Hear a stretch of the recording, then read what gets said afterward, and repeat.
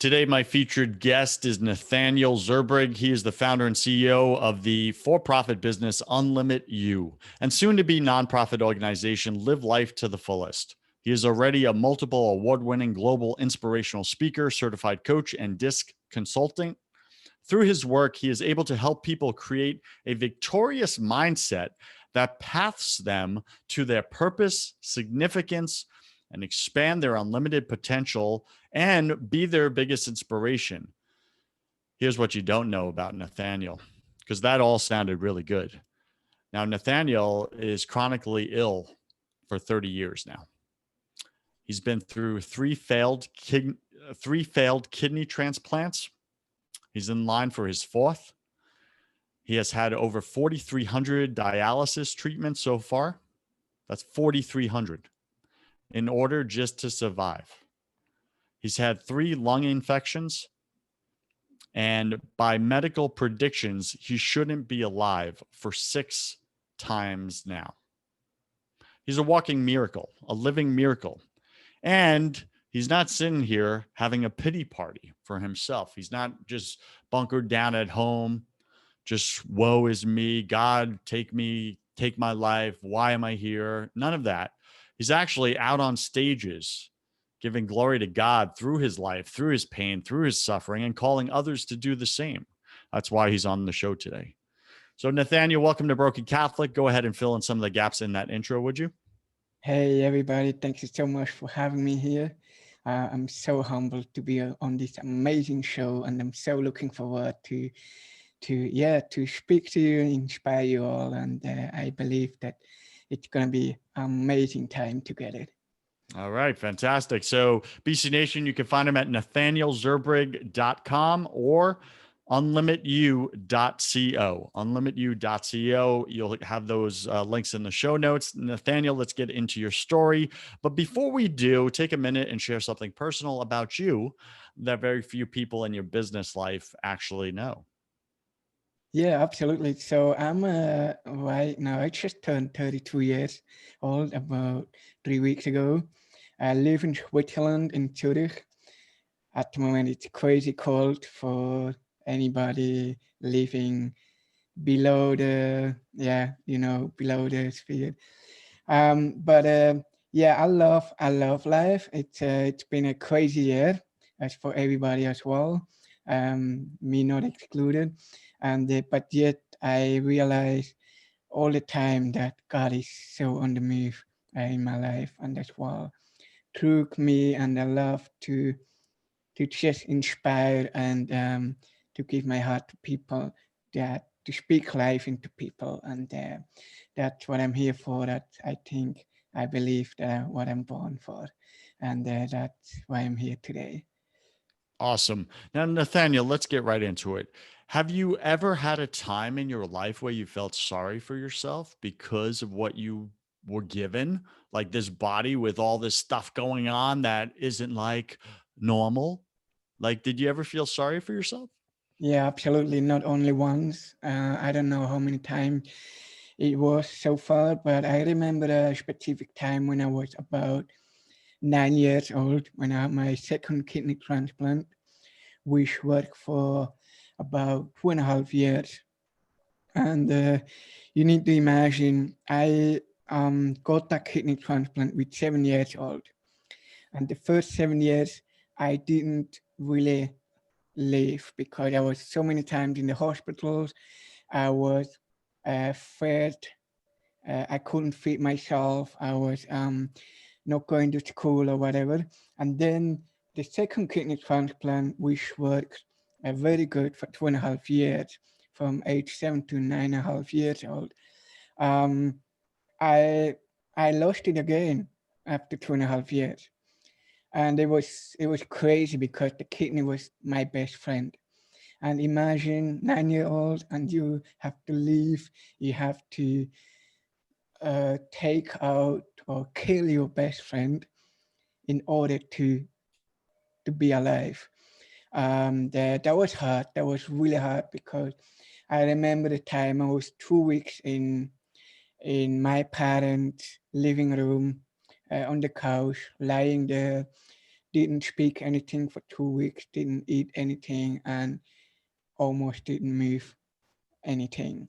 And I just had in mind to just, hey, what's going on, God? Why is that happening to me? Why do I always have to suffer? All that stuff. And I didn't get any answer, um, which we probably always do when something bad happens, or if you feel like it's a bad thing. And so I felt sorry for myself in terms of that I wanted to take my own life. For about 1.5 weeks, I was, um, 1.5 to 2 weeks, I was lying there and just thinking about, hey, how can I end this crappy life? And so my parents were people of faith, or still are, and they realized something needs to be done here because I didn't talk to them. They always come ask me, hey, what do you need? How can we help? But for me, I was like in my world wanting to take my own life.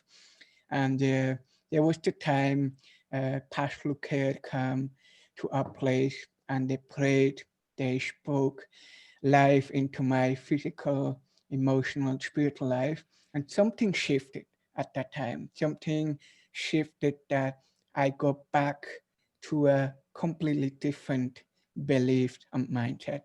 And that was the time that I would say mostly was feeling sorry about myself. Mm. So as a young boy, you really didn't get to live a normal life like the other young boys, right? You're in hospitals, you're going in and out of surgeries and treatments, and here you are just lying there wondering why you? Why you? Like, God, seriously, why? Wanting to take your own life, and then your parents notice that something's wrong. They're people of faith. They bring in the pastor. They all pray over you and speak God's life back into you, and something shifts on the inside for you. What changed after that? Great question. For me, there were two parts. One still said, hey, I don't want to live that life. Want still to give up on everything. You know, when the pastor prayed, it didn't shift from one day to another. It took maybe 3 to 6 months until I realized, okay, it doesn't make sense or it doesn't help anyone at all if I take my own life. But when the prayer was taking, I would say, when the prayer was activated, I realized that another part was in my life that said, hey, just keep going one more day. Can you imagine the voice that's saying that? Keep going one more day. And so it was basically for me, it was, okay, I'm going to keep until tomorrow. And then tomorrow I will hear the same, okay, I'm going to do the same. And I think that was, I was the Holy Spirit moving in that moment because he knew what I needed in order to keep going. You know, maybe if I would have heard, hey, you have to keep going for the next 20 years in order to get something out of it, I would have finished it. But I felt like, hey, I have to keep going every day. And that's what shifted in my life. BC Nation, whatever you're going through right now, maybe you want to quit, you want to give up, maybe you want to end it all.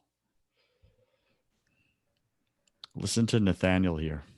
Listen to the Holy Spirit who spoke into his life, and allow yourself to hear that same voice saying, keep going one more day, just one more day. I've been in trials, struggles in my own life, and I wanted to quit.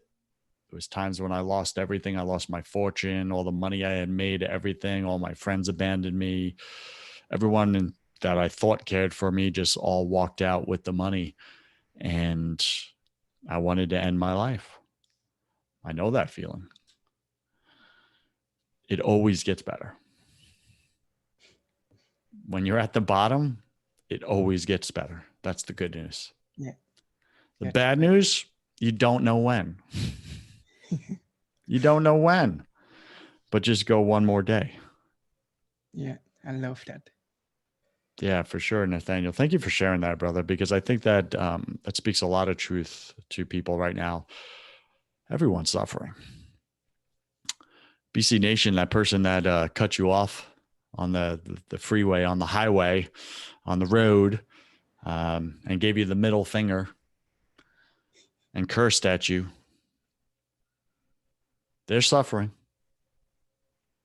That's why they're so angry. They're hurting. Something's hurting in them. Yeah. There's a part of their life they feel out of control and they just can't figure it out. Yeah.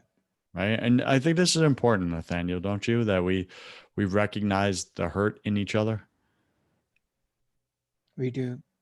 I think we always do more and more.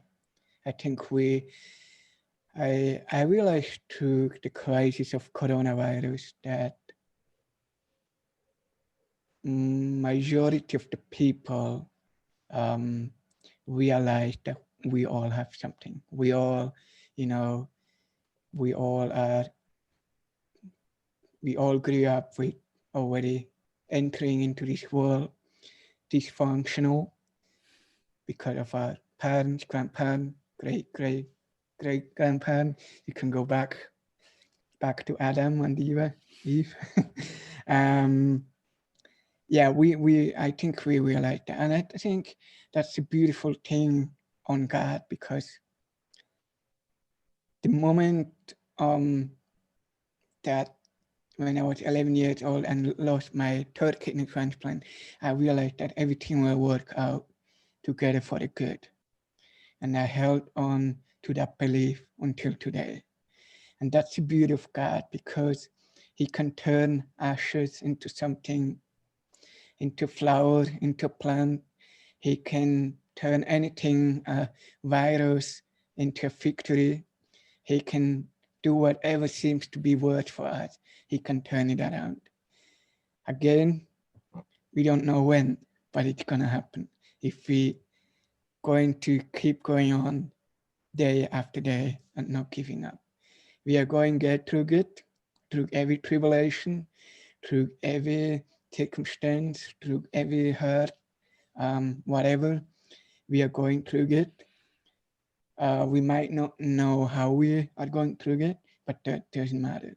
I always say you don't have to know the how. You have to know the who.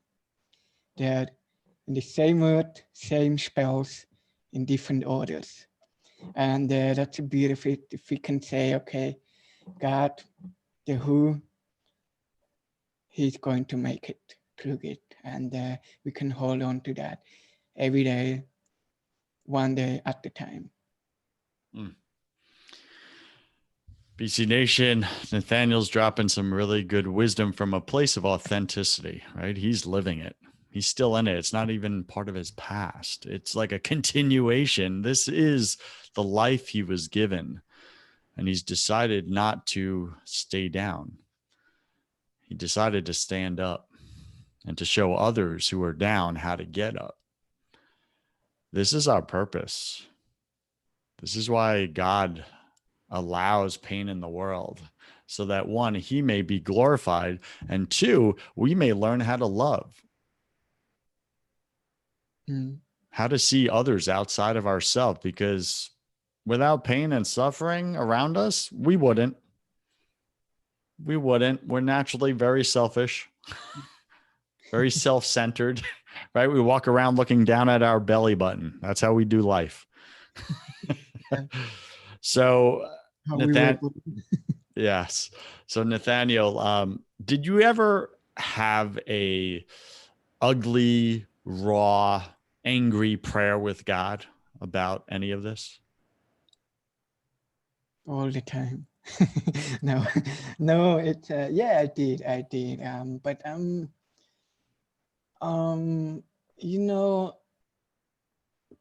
it's interesting in my life. I never was the guy learning how to, explode because I was always saying, "Oh, I'm well." When I was a kid, teenager, when I was struggling brutally, I was always saying, "Hey, I'm doing well," even though it was crappy. So I have a hard time, to be honest, to be angry with somebody and with God. I can be angry in terms, swallowing everything. I'm an expert in that. But I think there were maybe 1, 2 times where I just, was angry about God and told him, hey, if you don't make a change, I'm gonna leave it. And but he knew. I know. You know what's funny? When I said it, my talks come up, and then I say, "Well, you're not going to do it. You're not going to do it anyway." So I was like, "Yeah, okay. I'm telling God something that I know I'm not going to do." And but I think I'm learning more and more that it's we should do it more. To be honest, we should do it. We should, tell God sometimes how we really feel and what makes us clappy and crappy. And I think He likes it because at most of the time, most of the time, sorry, what's going on? Excuse me. Do you hear me? Yeah, most of the time when we do that, God is going to bring the breakthrough, because I think I believe that He wants us to feel that we are on the bottom of it, and that we fully depend on Him, and that's when when we are on the bottom, we cry the most, we get angry the most, and we do things we shouldn't do maybe, and all that stuff. But that's a time when He comes into it even stronger with supernatural things, and just allow yourself to do it, to cry out to God and tell Him what's really bothering you. And I believe that you also will have a turnaround in your inability. Did you hear that, BC Nation? Nathanael's saying, get real with God, even if it's ugly. Share the ugly in your heart. Otherwise, it's poison. Yeah. Give it to God. He can handle it. You can't. Let's be honest, right? You can't. I've had to do it. Nathaniel's had to do it. Maybe you're holding back from God right now what you really want to say. Maybe you grew up and you were taught and raised in your faith that it's not okay to say anything bad to God. That it's not okay. You don't do that. Like, that's bad. I disagree. I think Nathaniel disagrees. That's what relationship looks like. If you want relationship with God, like real relationship, it's not always perfect. But relationship, like with your spouse that you love deeply, is you go through the hurts together. You go through the celebrations together. You grieve together, right? You do life together. God wants you to do life with Him. Share what hurts you. Great. Share what you're angry about, even if it's at Him. Tell Him, God, I'm angry at you. You didn't show up for me. Chances are He did, but it doesn't look that way. You just haven't seen the end game yet. He does, right? So Nathanael, let's keep going here, and then we'll wrap up. What is the biggest thing you have learned about God through all this suffering that you see? Because so many people, when they suffer or they see suffering in the world, rather than seeing a loving Father, they blame God and call Him an angry, evil tyrant. What have you learned about God through your own pain experience, your own suffering experience, your own life experience? Great question. I will say two things. The first thing is about change the mindset from why does it happen to what is it for. Perfect. Love it. And the second thing is, even though you are on the bottom, start to dream, start to start to express what you really want to have, be, or do in your life. Ephesians 3:16 says, God can do anything more than we ever can dream, imagine, or request of. And for me, that first was so long in my mind, but one day I realized, well, if I will dream always more, then it's going to happen more. But if we come with little dreams, it's still Ephesians 3:16 or 3:20, sorry, it's going to happen. It's always exceeding, but it exceeds in a certain frame where you have dreamed. So whenever I am today in a low and on the bottom, I look at my life and think about, well, I have all those dreams put on my bedroom walls. I look at them and think they are too small. I have to increase them. And trust me, it takes about, I don't know, I'm going to be careful here, but in my experience, it was 5 to 10 years until a dream is going to be fulfilled. And trust me, it's not going to be, the kind of striving, as the world knows, that striving mentality, oh, I have to go after it.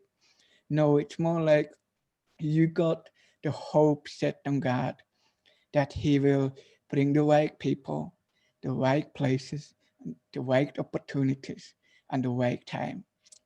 And the more you do that, the more you focus on Him to, you do, for me, the imagination is nothing different than having faith. You imagine something that's not existing yet. And the more you imagine, the more, you get attracted to certain things. And it's not a worldly thing. I realized that in my life because I was, after my third kidney transplant, I wanted to travel to Australia when I was growing up. And so the doctor told me I'm never going to be transplanted again. So I will have to be on dialysis the rest of the life. So for me, it meant like, okay, I'm never going to be able to travel because at that time it wasn't really a thing to travel with dialysis. And so I went after the hospital. I was so filled with those talks that I never would be able to travel. At the same time, I had a desire to do that, even though I was only 11 years old. And I did something interesting. I went into the bedroom, took out every picture, Australian picture that I had from magazine, newspapers, and put them on the wall. And I looked at it every day. I used to go back into my normal life and all that stuff, going back on dialysis. And then about 9 years later, a friend of mine hits me up and says, hey, do you want to come with us to Australia? And that's the beautiful thing. That's what I say. Like, it's just, God is bringing the right moments together, the right people. And I went to Australia. I never took it possible. I not only went there for traveling for 2 months, I went back to Australia 2 years later for a leadership college for 3 years. And I used to live in Australia for 4.5 years. And that's the beautiful story of that dream, the imagination that I put on my wall uh, 9 years earlier. And trust me, it hasn't been only with this. It wasn't the case only with that. It has been happening many times over and over again when I started to imagine bigger things and go and dream for the impossible. Mm. So BC Nation, what I just heard from Nathanael is a brilliant, brilliant little piece of wisdom there, which is most of us, many of us, dream way too small. The Bible says that God will always give us more than what we dream for ourselves. However, if you're dreaming so small, he may just give you just a little more than what your small vision for yourself and your life is. What Nathanael is saying and introducing possibly to us for the first time is, well, if you dream bigger, God's best for you will always exceed your best for you. Yeah. So the bigger you dream, the bigger the dream God's going to have for you. Like, think about that for a moment. Why on earth would you dream small? If God's always going to exceed it and he's always going to have something bigger and better than what you have, why would you set that bar so low? Doesn't make sense. Don't you want an awesome, epic, amazing life? I do. And by the way, I'm as guilty as the next Nathanael. I used to dream so small. You know, my best money, success, all this stuff or whatever, but it was just so empty and unfulfilling. And God allowed it. I got it, but it was empty, right? And I wanted to take my own life. I was miserable when I was at the top. Like what the heck is that? So great advice here. Switch over your questions, BC Nation. If you're struggling, if you're suffering, if you're in pain right now, Nathanael says, stop asking, why did this happen? Why does this happen? Instead, rather say, what is this for? What is God doing right now? What is God preparing me for? What is about to happen? Like go from why questions to what questions. I think in the business world, why questions are very good for vision and setting up your core values and all that stuff. I'm a business guy. But in the spiritual realm, they are disastrous. Never ask why questions with God. Mm-hmm. Why not? Because his ways are much higher than ours. Yeah. And you'll never get a clear answer, right? That will make sense to our little human brains, right? So ask what questions when it comes to God. And then if you're on the bottom, dream more and dream bigger, Nathanael says. So start doing that this week, start BC Nation, and keep going one more day. God is bringing the right moments together. Great quote, Nathanael. Great quote. All right. So before we head into my favorite part of the show, we're speaking with Nathanael Zurbruegg. You can find him at unlimitu.co, unlimitu.co, and nathanaelzurbruegg.com.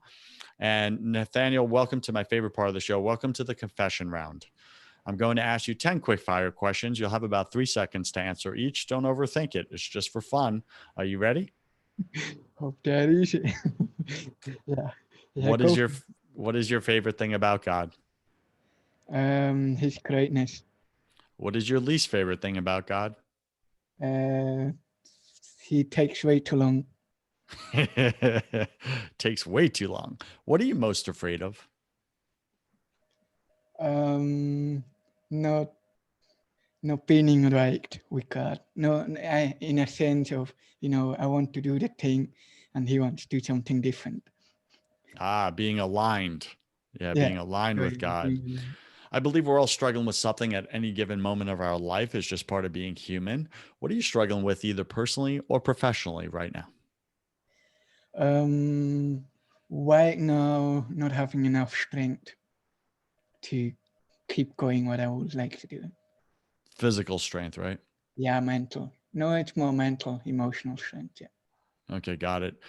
And, I got to ask, and I'm going to segue for a second, like you're headed into a fourth kidney transplant.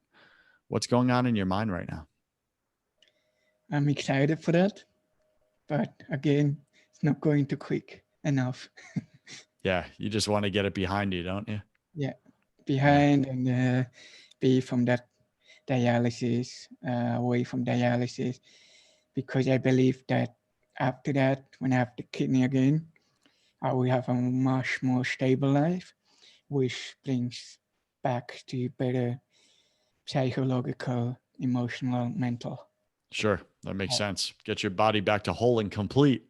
Yeah. A good friend of mine, he went through that, and I watched him go through dialysis for 4 years and then get the kidney transplant. And he pretty much was going to die. Right, that was the ticket that the doctors gave him, and then a miracle transplant came in from across the country for a little boy drowned, and the parents decided to give his kidney and saved my buddy's life, and he got a fresh start on life. So just an amazing thing. And when you think about that, like there's two, more than one person involved in that kidney transplant, Yeah. right, to get that kidney. So Right. may God bless that person's life as well. What did you spend way too much time doing in this past year? YouTube. Yeah, stop. That's so funny. What secret fear do you have about people? Secrets again. What secret fear do you have about people? Oh, yeah, great question. My biggest fear is of people is being rejected. Being rejected. Yeah, that's a big one. What do you wish you had learned sooner about God? I don't know. If you did know, what do you wish you had learned sooner about God? Yeah, I think that to be angry with him, that it's a relationship and not the way I grew up. God is up here, I'm here. It's a Perfect. relationship. Yeah. That's it. Get the religion out of your relationship, BC Nation. Seriously. Yeah. Relationship first, then religion. Both are required. Want to be clear, both are required, but relationship takes the priority. What is a new habit that you want to form? Getting up earlier. Getting up earlier. I get that. What's a bad habit you want to break?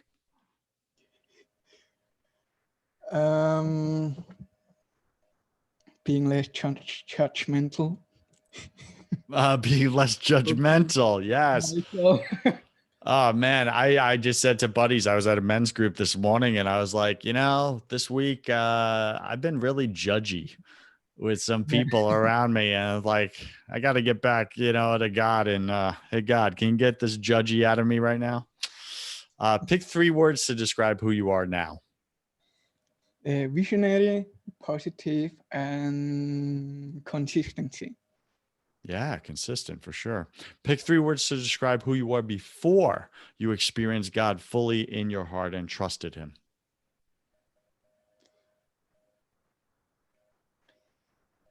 Oh, that's 20 years ago, bro. I would say stubborn. Well, I'm still today, but it's still improved. Less stubborn. I would say bad listener. What was that? Bad listener. A bad listener. Got it. Yeah, that's Okay, got it. Got it. Stubborn and a bad listener. That's not a good combination. And last question, Nathanael, if you could come back to life after you died, look your family and friends in the eye and give them only one piece of advice about everything, what would you say to them? Keep going. Heaven is the focus. Keep going. Heaven is the focus. Yeah. Did you get that, BC Nation? Keep going. Heaven is the focus. Any final wisdom? What's the one thing you want my listener to know about having a relationship with God and trusting him and surrendering all their pain and suffering versus not? Great question.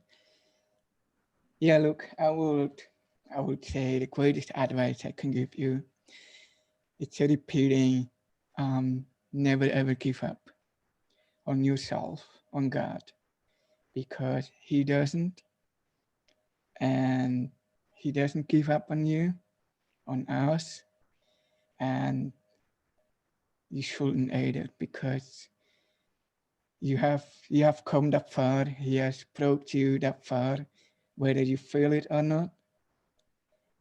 It's gonna be way bigger than you think. If you give up, it might not happen. I say might because God always can turn it around. But if you keep going, it will be worthwhile all along the journey. And keep going day after day, hour after hour, minute after minute, second after second, and never ever give up.